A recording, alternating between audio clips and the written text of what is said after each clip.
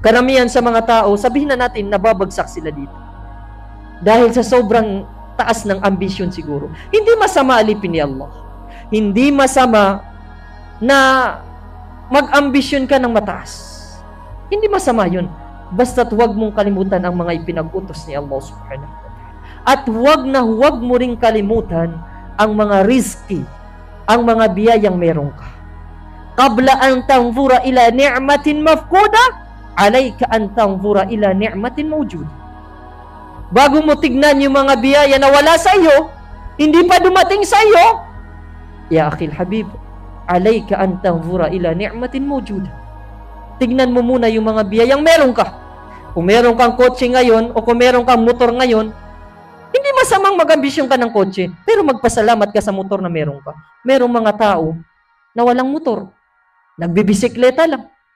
Ganyan ang pagpapasalamat kay Allah subhanahu wa ta'ala.